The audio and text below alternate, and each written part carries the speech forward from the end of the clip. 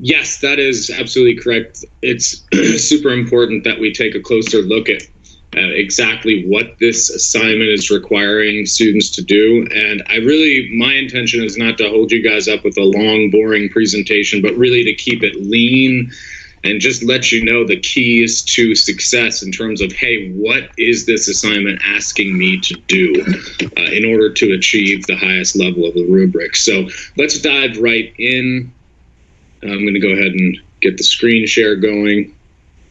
Please keep in mind, anytime if you have questions, you can just kind of pipe in. Don't worry about being rude if you feel like, it's kind of weird with the Zooms or the Teams stuff where you're concerned that you might come off as rude for interrupting. But if you have a question, just say that just come in and ask the question. If it seems like you're interrupting me, I'm not going to be offended. So that, and one other thing, I often get the question, hey, when are we gonna get our information papers back? You will definitely get those back before the argument paper is due, probably tomorrow, by the end of the day.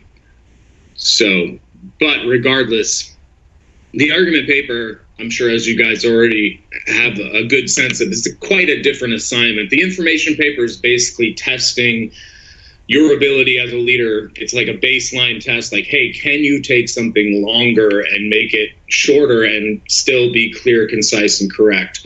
With the argument paper, we're branching out a little further where, basically we are presenting what would be considered an academic or professional argument regarding a certain course of action. So what we're going to do today is just really go through, like, what is this assignment? What is it asking for? And also review what I think is the most important key to success with your argument paper.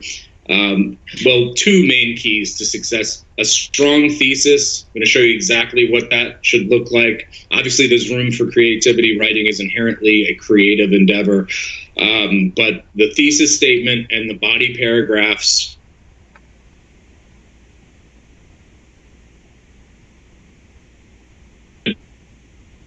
Number one, want to make sure that everybody does have access to the writing resources folder. I'd recommend just saving it directly to your desktop. If you can't find it for whatever reason, if you're having trouble getting it, just contact me or your SGL. I can just send you a zip file that has all the documents in there. There's so much helpful material in there. And I'll be referring to some of those helpful materials in this presentation. You don't need to pull them up, but you should be familiar with what's in that folder.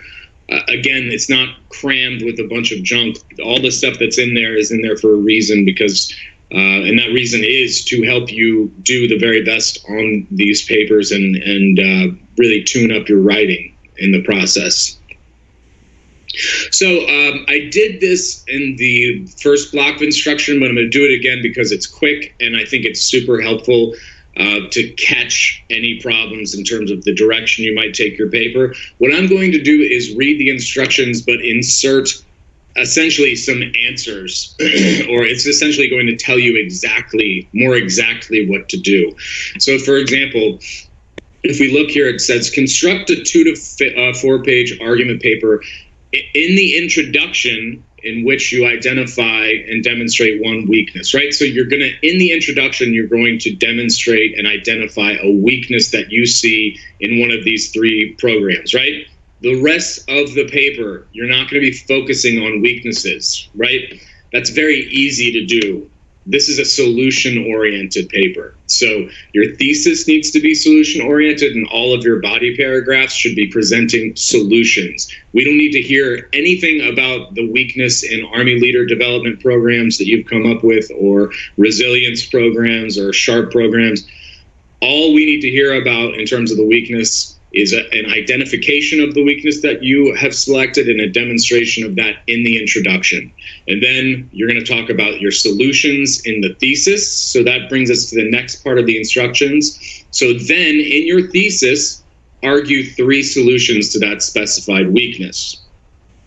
Now, so let's imagine we've got our introduction where we've outlined a weakness and we have delivered our thesis statement at the bottom of that first paragraph. We're going to then move on to each body paragraph is going to cover one of those solutions, right? So what should be included in the body paragraphs? What do we need to cover? It's right here in the instructions. So for each proposed solution, you could also think of it as for each body paragraph, consider how to implement it, the needed costs and resources, and C, where applicable, potential counter arguments. We're going to go in depth about counter arguments too, because that's a common question as well. It's like, do I have to talk about counter arguments? Do I have to have a counter argument for each solution I come up with? We're going to demystify all that today. But again, you can see here that the essay as a whole needs to be solution oriented. And we'll look again at some specifics, the anatomy of a strong thesis for a paper like this, the anatomy of a strong body paragraph, without going too crazy in depth, just some graphic organizational tools that will help you a lot, I hope.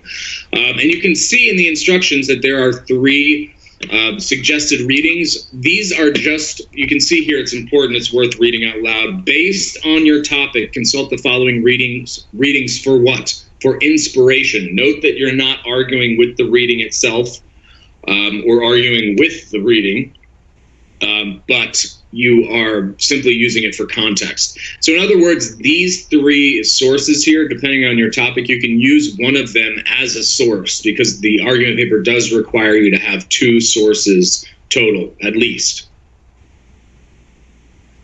Okay, and so just basics, we should know by now, it's just 2 to 4 pages. Overall, a relatively brief essay as far as professional and academic writing goes.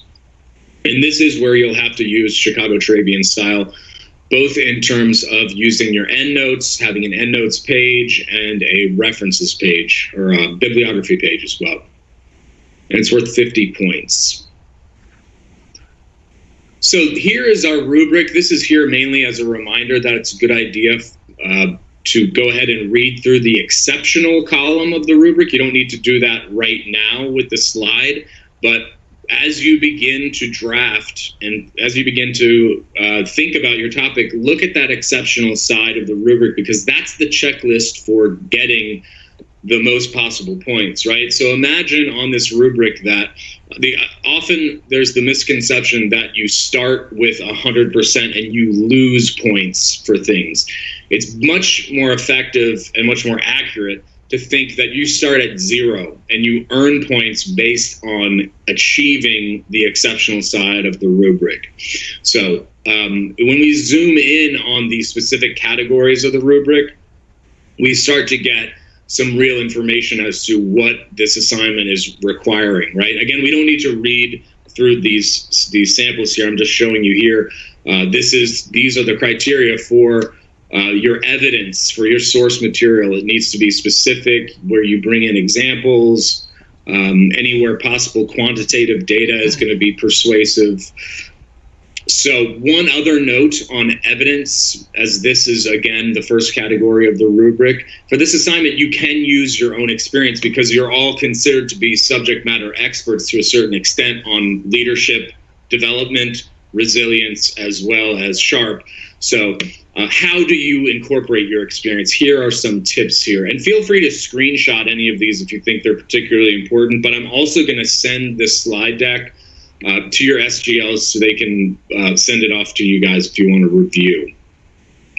So, all right, so you can see here on the slide, it says, you can refer to your own military experience, in my experience, or when this happened to me. So using signal phrases like that will help. That's why it's called a signal phrase. It signals your reader that you're transitioning to a personal experience, not something from an outside source where you are attributing yourself as the owner of this particular experience or anecdote that you're sharing in the paper, right?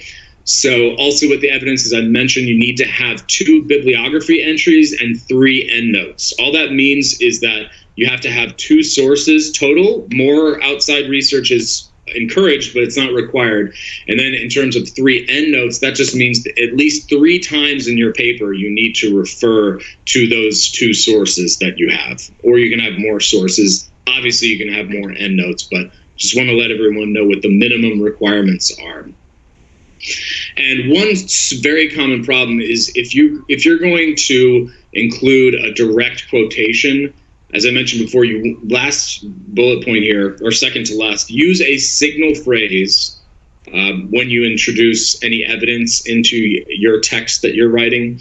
You're going to include information about where the information appeared. So according to the author, and then you'd have the quote, right? Because if we just put a quotation in there with no sort of situatedness, where we don't give any context, it's going to be like a disembodied voice coming into the paper where it's like, wait, who's talking now? Imagine like it's a conversation where all of a sudden a voice comes in. We don't know who's speaking, right? So you'd have to, ideally what you want to do is something very simple, just like according to author John Smith in his article, and then give the title of the article, then you deliver the quotation. So you want to avoid what's called dropped quotations. Yeah. And just so you guys know, if you're asking questions via chat, I can't see them just because I have the full screen going here. So feel free to use the audio if you have any questions again as we go.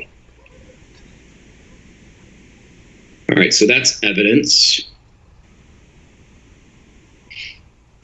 All right, so last thing in terms of getting our heads around, like, all right, we have to bring in source material. Got it, check. But you can see here, lastly, be sure to consider how your evidence or your source material actually proves that your solution is going to work in the Army. It's not enough just to provide evidence that proves the existence of the problem. So the main takeaway here is you don't just throw in random source material that shows that, hey, this is a weakness. You want to make sure that you also have evidence that will prove the viability of your own solution, right? So that's important to consider as well as you bring in your source material. Now, as you may remember, the other big part of a body paragraph, it's source material, evidence, and then analysis, right? So your analysis, this is the exceptional side of the rubric. We don't need to read through the whole thing right now, but it lays out clearly what's required. You can see some of the things in bold there where, you know, you need to have a clear thesis up front that has 3 solutions listed. And those 3 solutions are going to be developed in your body paragraphs.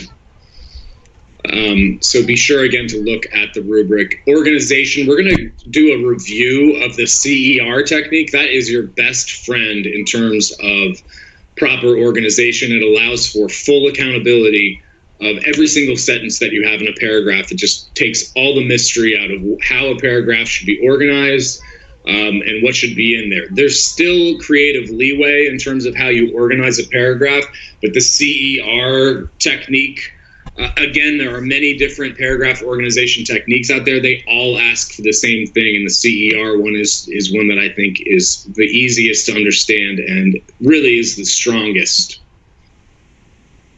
All right, so organization in general, this is just a snapshot of, let's look at the nitty gritty. You have to have, don't forget, you want to have subheaders throughout the paper. You're going to see the sample in the writing resources folder. It's called the argument and mission command formatting template or something like that, or sample, but you'll see it. It should be obvious. It's one of the only standalone Word documents, and it'll show you how to use these subheaders. And that's simply that, you know, you're going to have your introduction will be labeled as the introduction, kind of like a magazine article. You'll see stuff like that. But also with Chicago style, you can use headings. So make sure that you're using these headings or subheaders. So you'll have an introduction paragraph, then you'll label solution 1, and you can have 1 paragraph for solution 1, or you can have 2 paragraphs for solution 1.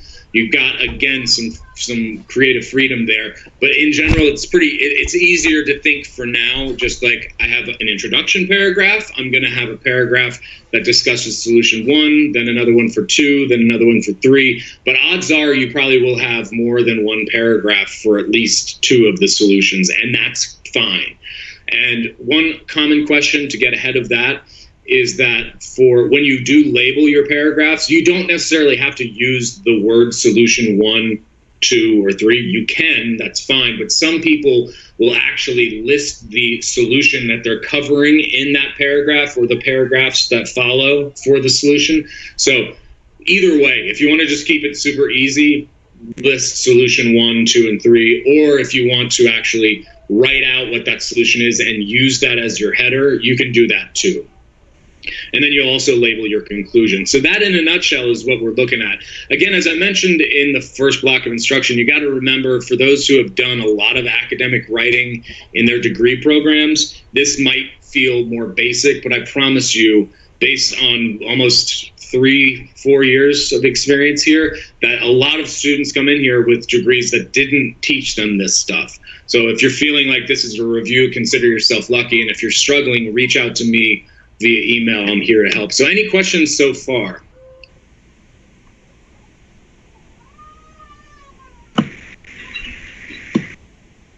If not, I'll keep on pushing through.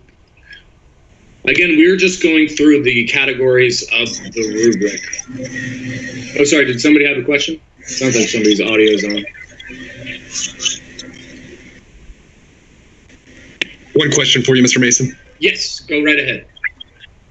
For the overall way that this paper is templated, it's not in memo format, correct? It would be whatever is directed by the Chicago style, correct?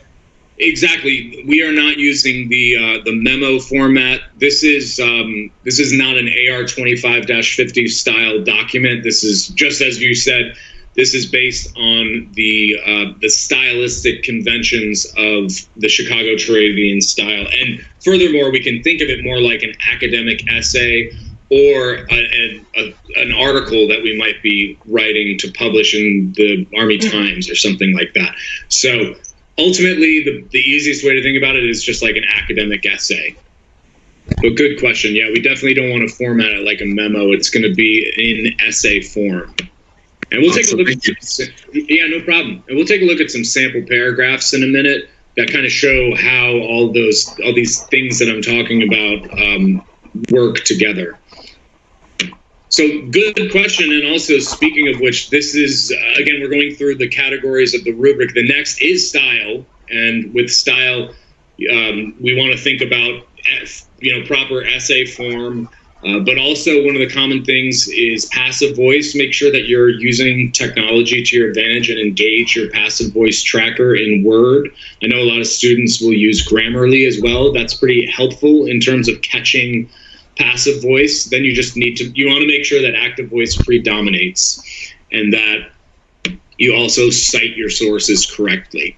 And correctness is easy to understand. Just make sure that everything is clear in terms of your grammar, punctuation, and usage. Again, there is that document called Grammar Help Links, and that has a list of links for the most common issues that I've seen with papers, so you can kind of get ahead of the game.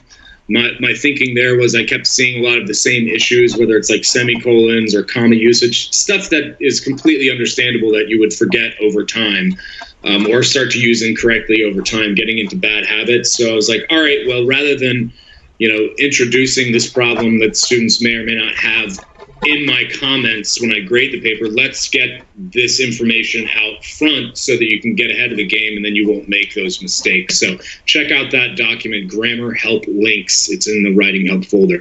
It won't take you long to go through the links. It's only like 5 or 6 categories of things that are really common. Again, commas, semicolons, colons, things like that, where it won't take you long. You're like, oh, okay, yeah, that's how they work. So we can see here, again, a breakdown of essentially what the essay is going to look like. As I mentioned, you can have more than one paragraph for each solution, but let's look at the right-hand column. We can see with the introduction what we want to do, and we're going to introduce a new technique to help you understand what the introduction should have in it in just a minute. But first, mainly what an introduction does is it's establishing context. It identifies a problem. In our case, you want to identify the weakness that you have chosen, right? And then you're going to provide 3 solutions to that weakness. And it's super important that we all understand that we do not continue to harp on the weakness after the introduction paragraph. It's off after we drop that thesis with the 3 solutions, we're off to the races in paragraphs with this template in paragraphs 1 through 2 and 3 with our solution, which we'd list up front, and then evidence that supports this solution's viability, as well as our analysis of the evidence and how it connects to our claim about that solution. Again, we'll get deeper into that in just a minute, but then with the conclusion, this is a really good way to think about a conclusion, because conclusions are tough, number one, because you've already you've done the marathon of writing the paper and you're like, oh man, now I got to write a conclusion. It's helpful to understand what a conclusion should do. At least then you know what is required. It's actually pretty intuitive. You're looking back, right? You're summarizing. And a good way to do that is to restate your thesis and talk about maybe devote one sentence to each one of the solutions that you've presented. And then you end with it. The very end of the conclusion is you look forward. And that just means there are lots of creative ways to do that, where you could sort of make an appeal to your audience saying like, hey, if the Army doesn't get on board with solutions like these, we're going to continue to see the same problems over and over again. That's just one way to do it. But in the conclusion, you want to be looking back at what you've covered so that we can digest it easily after the whole meal, so to speak. It's like digesting it all in a condensed form, but you're also looking forward in terms of what's the greater significance of the argument that you put forward. And you look forward in that way. So, closer look, we're going to zoom in on the introduction. Another acronym here that I think is helpful that you might want to keep in mind, it's CPR, and essentially it just lets us know that the introduction should have 3 functional parts. And again, really simple. Number 1, you are establishing context, right? From there, you talk about a problem, and next you have your response to that problem. And again, this isn't made specifically for this essay. This works for any academic essay that you're going to be working with, as long as it's an argumentative or persuasive essay, because you're making a case for a course of action, right? So in general, if you're arguing for a course of action, there's probably some problem that needs to be solved. So with your introduction, you're going to give us context, you're going to identify the weakness.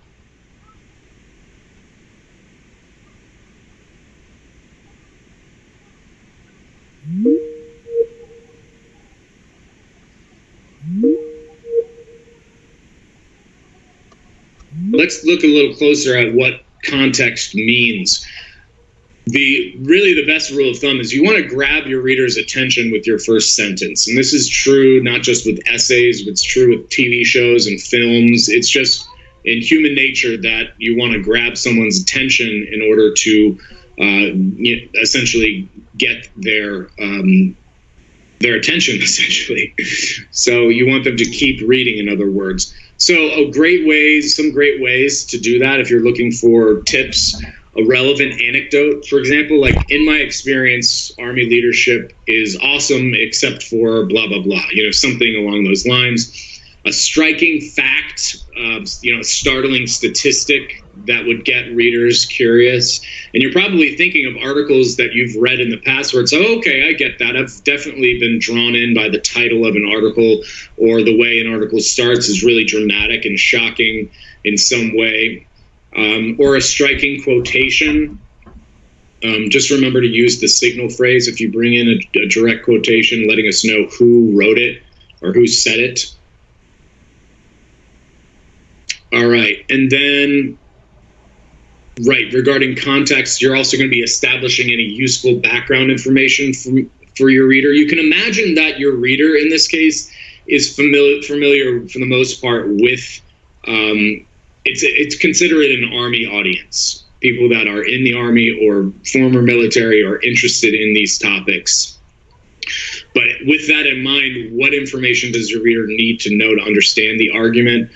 Or are experts or leaders already talking about this problem? These are all just little tips for things that you could put into your introduction in terms of establishing context. So that's the C of the CPR method. Problem is the P, and this is where you establish the problem you want to solve with your thesis. It establishes the significance of the whole paper, essentially. It lets us know why the problem's important, what other problems does this problem create? In other words, second-order problems. Why does it require our attention? You don't have to answer all of these. These are all just prompts that can get you thinking in terms of where you want to take your introduction. So last note on problem when you're demonstrating your weakness is for that section of the introduction, consider what you might say if a reader asked, so what, concerning the problem that you want to solve, right? You're demonstrating significance. What is the significance of the problem? And then your response, this is going to be your thesis. And you can see that this is your proposed argument to solve the problem. Remember that your thesis should serve not only as your argument, but as a roadmap for your essay. What does that mean? Here's the template. So just think of whatever topic you're thinking of covering, insert your stuff right here. So in order to solve, you don't have to use that language, but you can if you want. In order to solve, then you insert the identified weakness or problem that you've established, right? The Army needs to do the following, and then you list 3 solutions to the weakness with whatever topic you've chosen. So that's what our introduction should look like. I highly recommend checking out chapter 10 that's in the English Writing Resources folder, which is all about introductions and conclusions, and it'll give you some additional strategies for writing effectively for these types of paragraphs. So the introduction and conclusion, those paragraphs, are unique, right? They're different than the body paragraphs. So speaking of which, we'll take a closer look at some conclusion strategies. In general, restating your claim is a great first step. So you restate, this is from the Chicago manual, restate your claim early in the conclusion, the more fully, that doing it more fully than you did in your introduction, right? At this point, you're probably sure what your claim is, but even so, take this last chance to rephrase it to make it as specific and complete as you can. And my recommendation is, you can restate your thesis and break it up into, multiple sentences where you could say, again, this weakness that we have identified is really important. It's important that we do this solution and then give a sentence about solution 1, a sentence about solution 2, 3. That's one way to beef up your conclusion if you're having trouble doing so. The other step with a conclusion and strategies that can be effective is you want to point out a new significance or practical application or opportunities for new research, or all 3, right? So, again, helpful information from the Chicago Style Manual, Chicago Turabian Style. After stating your claim, you want to remind readers of its significance, or even better, state a new significance or practical application of your claim. Then finally, suggest further research. This gesture suggests how the community of researchers can continue the conversation. So essentially, the community here is the Army, and you would be suggesting ways that we can continue this conversation, areas that might need further research, funding concerns, things like that. So you can appeal to your audience in this section, the conclusion as well. So again, remember, you're looking back at what you've already argued, but you're also looking forward towards what can be done in any number of ways. So if your conclusion only does the work of restating your thesis, you're not going to achieve the highest possible on the analysis section. So any questions about introductions or conclusions so far? You don't have to say no, but I'll just take silence as a no, but feel free to hop in if you do have a question. Otherwise, we'll take a look at this sample, and it's color-coded. Again, we've talked about the CER method. The introduction doesn't follow that style at all. It's following the CPR method, not to overload you with acronyms, because I know that is a nature of in your profession, there's lots of acronyms, but I do think it's helpful. You can see in this introduction, the first sentence is the C, where it establishes context for this particular issue, right? Where it says, whether deployed or in garrison, Army provides high-stress work environment, no shortage of opportunities for leadership challenges. That said, in order to effectively develop subordinate leaders, it's critical that supervisors outline expectations to ensure understanding, right? So that's the C of our introduction. And then P, we can see, this is where we start to talk about the weakness or the problem.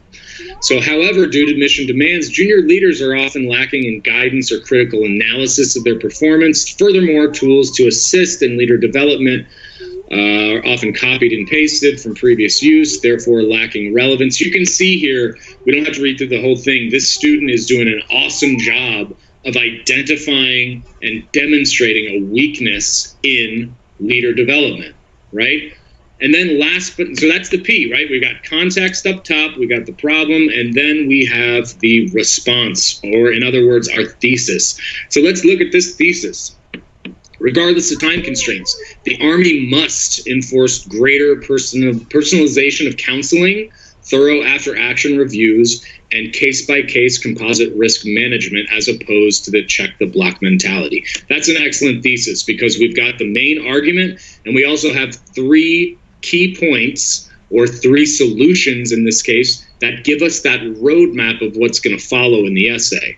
So we know from this student's thesis that the first paragraph after this introduction is going to be covering what? It's going to be covering the enforcement of greater personalization with the counseling component of leader development, right? So we can expect a sentence like, the Army needs to have greater personalization and enforcement regarding counseling, or we are failing our junior leaders, something like that, right? And then the paragraph would develop from there.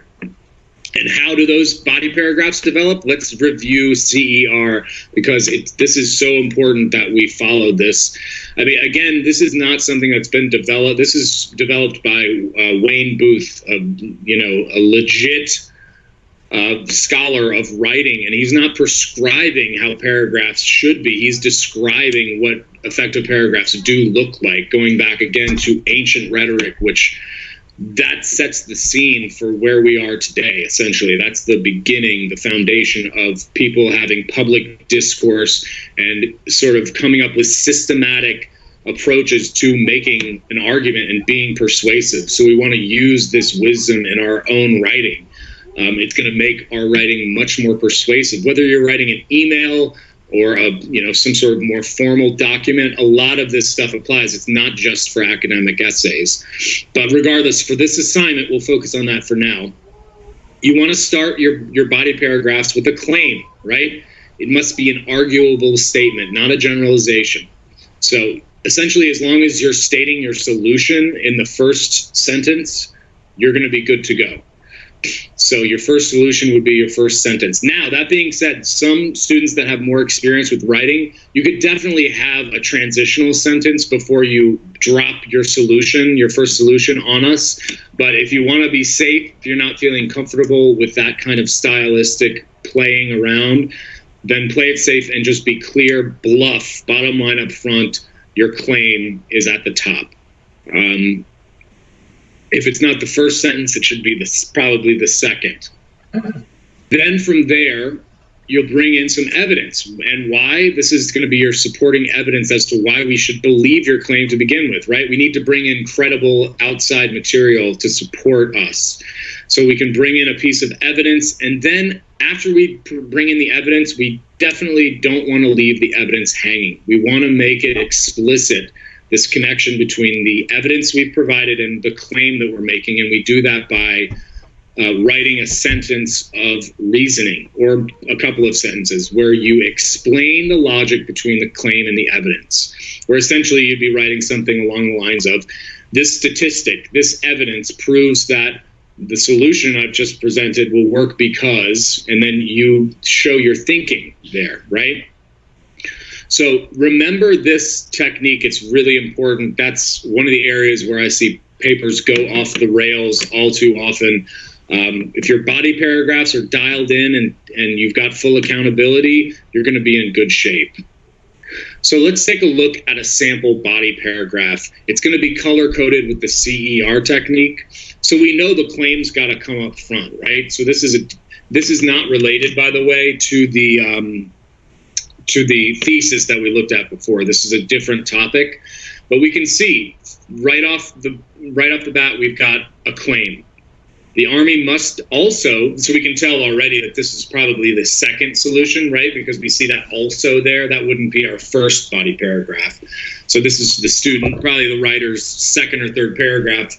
So the Army must also diversify career progression tracks to further the development of leaders, right? So that's a clear solution. It's stated up front. So our job after we've presented that solution is to provide a piece of evidence that supports that, right?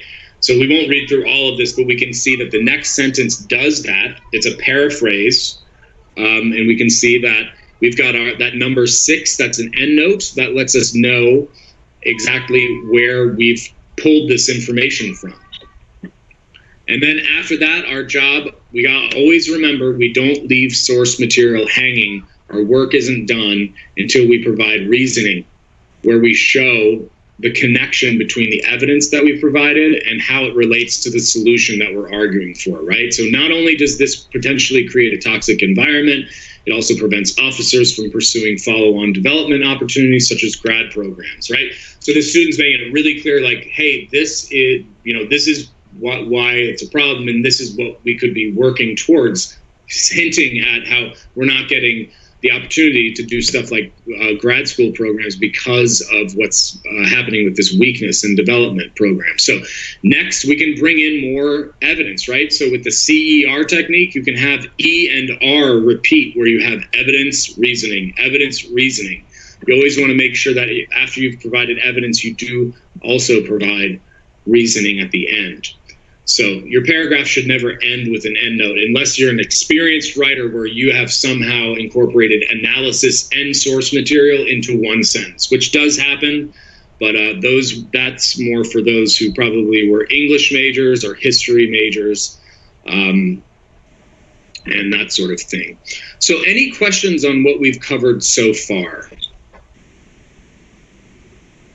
If not, we'll move on to the common and understandable question of, hey, where do counter arguments fit into this? Because you mentioned in the rubric that if we want to score the highest possible on the analysis section, we need to consider counter arguments. Where do we do that? Why do we do that? Let's take a quick look at that.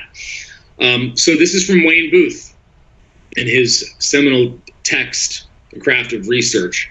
So we can see here, the core of your argument is a claim, right, backed by reasons based on evidence. So again, that's the CER technique, all in one. You've got a claim, evidence, and reasoning, right?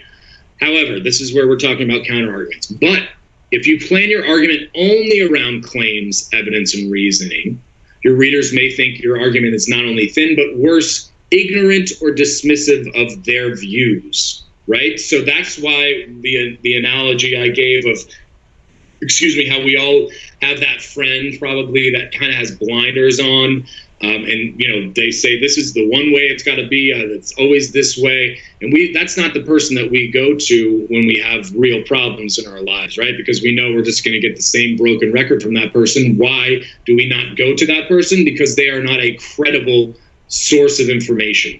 We don't want to come off that way in our writing, right? So that's why, last sentence, you must respond to any predictable questions or objections that your readers are going to have. Now, there may not be predictable questions and objections for every single one of your solutions. Let's take a closer look at this nuanced issue of counter-arguments. Number one, the rule of thumb is you want to question your own argument because your readers are going to as well. Right? So the next issue is counter-arguments. Where do they go? They should be considered a part of your reasoning in the CER method. So when you're doing a paragraph and you do recognize that there's a counter-argument, you bring it up within that paragraph, the solution that you're covering, as reasoning. And it's a litmus test, essentially, for how well your argument stands up to criticism. So number 3, while you must acknowledge other views, don't focus on them as you assemble the core of your argument. You may freeze up. It's very common if you try to imagine every possible alternative. So how do we actually approach this? Backing up just a little, if you establish a potential counter-argument, you should be able to identify at least one for this paper. You must respond to it. So let's take that apart for 1 second. You have to have at least one potential counter-argument. Address one potential counter-argument in your paper, but make sure that you respond to it, right? You don't simply say, all right, so this is my proposed course of action. Here's a bunch of evidence and analysis as to why it's good. However, Joe Schmo, in his article, doesn't think it will work. All right, the other solution I have, right, we need to address Joe Schmo and say, although Joe Schmo's article addresses an important issue, he misses the point. And you have to refute your counter arguments.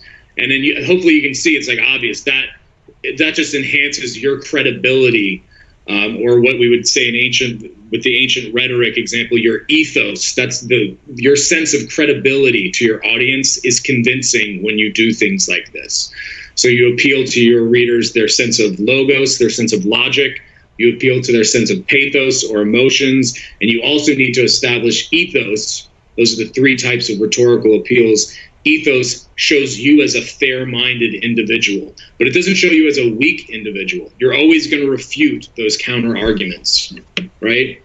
So if you establish a valid argument against your solution without responding to it, then you've effectively disqualified your argument and possibly confused your reader. So that's just emphasizing what I was chatting about there. So there are some helpful tools for what we call here the vocabulary of acknowledgement and response. This is how you actually incorporate a counter argument into your paper. And you can see here on the slide, a counter argument essentially has two parts: an acknowledgement of a counter argument or a different point of view, and a response to that. Right? So it's really easy if we think about it that way, just like the example with Joe Schmo, right? Where we acknowledge Joe and his article, but we also respond to his objection, or however you want to phrase your counter-argument. You acknowledge it, and then you respond to it. Here are a few useful language strategies to get you started, and this will be in the reading as well. You can downplay an objection or alternative by using these types of words like despite Joe Schmo's argument, or regardless of what people might say about the cost of this program. Those types of things help. So here's an example. So choose any of these words, and it would make for a good template. So let's say, regardless of Congress's claims that it wants to cut taxes, that's our acknowledgement, right? The public believes that. Here's our response, right? So that's the way that we want to address at least one counter argument in our paper. Here's some more information. You can also signal acknowledgement directly with the word like seem, appear, may, could. Those are kind of weaker words, but it's good when you're trying to paint someone else's point of view as weaker because you believe in the argument you're making. So also adverbs like plausibly, justifiably, reasonably, or surprisingly. All of this is going to be in the reading on this, so you don't need to memorize it. Point is just to look at these samples here. So in his letters, Lincoln expresses what seems to be depression. So you're acknowledging that it may appear that Lincoln seems depressed in his letters. Say, again, in this context, you'd be writing a paper about Abraham Lincoln. But those who observed him reported the following. So again, acknowledgement, response. The proposal plausibly has some merit, acknowledgement, but we must do something else. That's your response. So that's how you handle a counter argument and incorporate it. So again, as I mentioned, the language strategies, they're outlined in Chapter 10, Counter Arguments. See the Writing Resources folder. It's going to help get you started. Make sure you read that chapter in full. So last frequently asked questions, do I have to include a counter argument in every section? No, you don't. That's why the rubric says as necessary. So with that in mind, some of the strongest reasoning statements contain counter arguments as they often help to describe the logic of your argument. So entertaining a counter argument, that can help your credibility by showing that your approach is realistic. So again, at minimum, we want to have one counter argument. Should I place the counter argument in separate paragraph? In general, no. Again, you want to, if you're entertaining a counter argument in any given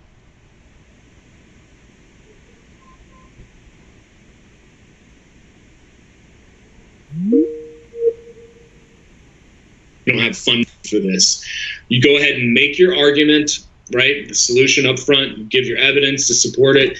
And then somewhere in the middle or in the end, you say, while some may say we don't have the funding, acknowledgement, respond accordingly saying we need to prioritize funding this part of leader development, or we are going to see the continuation of the first order, second order problems that I've already demonstrated in this paragraph, right? So hopefully that helps with some frequently asked questions about counter arguments. You just weave them into your own analysis where it becomes appropriate. And again, as I mentioned before, be sure to review the argument paper format document, because it really shows you like how to use the headings, and it has so much information in the comments on the document, everything down to how to format your cover page, to how to format your references, or rather your bibliography page and endnotes page. So essentially, this is what our end product is approximately going to look like. We've got a cover page there, about, again, 2 to 4 pages of actual writing, an endnotes page, and then a bibliography page. So last thing I want to leave you guys with is, again, remember to trust the writing process that we talked about. And as a review, the main thing that gets missed in a writing process is doing the work of the free writing, engaging in free writing techniques, and also researching and educating yourself on the topic. That's really going to set you up for success, because you'll have a clear background in the topic. You'll have more perspectives from your sources on what you're, writing about. And also you'll know a little more about what you think about the topic by doing things like free writing. That helps to generate ideas. It's a generative technique. And also get used to the fact that, number 3, it's normal that it's going to be messy and imperfect at first. That's why a lot of perfectionists hate writing, but also some perfectionists love that challenge of, hey, I know this is going to be a mess, but I'm going to sort it out. And I'm going to, with the techniques that we have here in terms of the CPR method for the introduction, the CER method for the body paragraphs, those give us a template to work with that at least cuts out the guesswork in terms of what is required, what is necessary for each of the respective paragraphs there. So that's all I have, pending questions from everyone. Sure, this is Captain Owens. I looked in the writing folder, but these slides are not posted in there. Where can we access these slides, or are we able to? Good question. So we're constantly updating the writing workshop slides, so they're not sort of like out of the box in the writing folder. What I'm going to do is I'm going to forward this most current slide deck to your SGLs, and they'll forward it to you. So that way, I think that'll be the easiest way to disseminate the PowerPoint to you all. But yes, I'm glad you asked that, because obviously it would be helpful to be able to refer back to that, because we covered a lot. Oops, sorry about that. So yes, that you guys will have access to that. Okay, thank you, sir. Yeah, no problem. Any other questions? Keep in mind, guys, if you want to get on the phone with me or do a Zoom, just shoot me an email and we can, have a meeting. Ideally between 11 and 1300. But given all that's going on, like if another time is better for you, I'm being as flexible as possible with office hours. Like emails, I know some students have, I'll just be checking my email. Since it's my personal email, I'm using this term.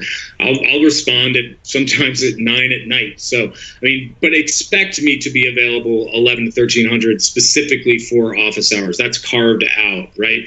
But I know stuff happens. So if you're having questions, if you want help, like, hey, is my thesis on track?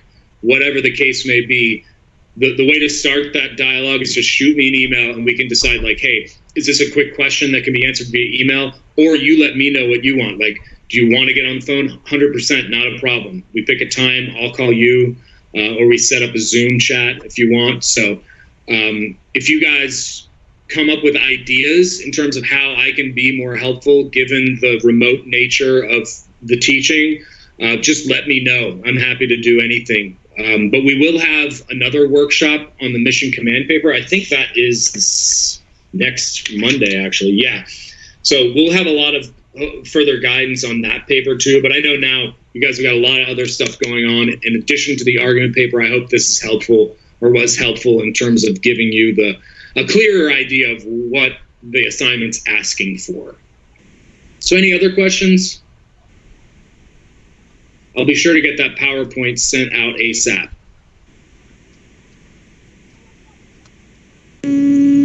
Mr. Mason, I have a question, and I'm sorry if you already covered this. Besides those pictures that you have in this slide deck, is there like another example of what write looks like as far as all the details of the chick? I mean, I'm looking at the writing resources in the student folder, so I know there's good stuff there, and I downloaded it. But like if you were writing a paper in college, there's actually like manuals that you can go back and keep looking at, and especially when it comes to citations and resources and things like that.